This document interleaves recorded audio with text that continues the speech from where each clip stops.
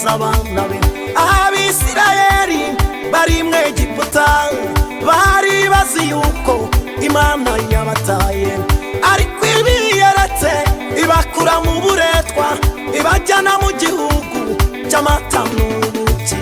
Iracyaduhetse ku mugongo wayo kandi yavuze yuko tuzarinda gusaza. Ikomeje kuduheka kugira ngo itugeze ku mugambi wayo. Iracyaduhetse ku mugongo wayo kandi yavuze yuko tuzarinda gusaza. Ikomeje kuduheka kugira ngo itugeze ku mugambi wayo.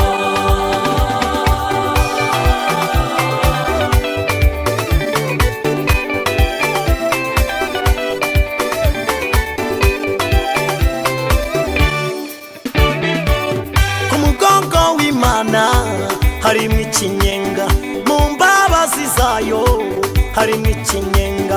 Nubwo ibibazo ari byinshi humurira guhetse, agahinda ari kenshi ntabwo yagutaye. Niyo yahetse Aburahamu yananiwe, yagaburiye Eliya yananiwe, Hana mu mugongo maze aramwenyura, tuwari ingumba byaye karindwi. Iracyaduhetse ku mugongo wayo kandi yavuze yuko tuzarinda gusaza.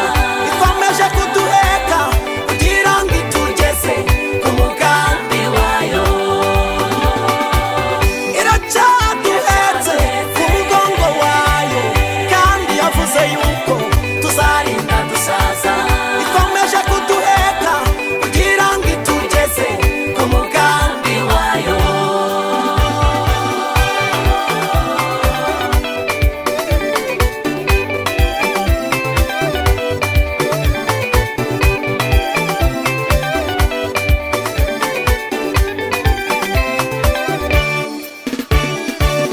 Iyo Mana ni nziza, hari igihe iguheka maze ukananirana, ukarambura amaguru nk'umwana urushya, igasimbagiza ikaguhendahenda, igakomeza umushishi. Ibonye kwizera kwawe kubaye guke, irasimbagiza igakomeza umushishi. Ibonye kwizera kwawe kubaye guke, iracyaduhetse ku mugongo wayo kandi yavuze yuko tuzarinda gusaza.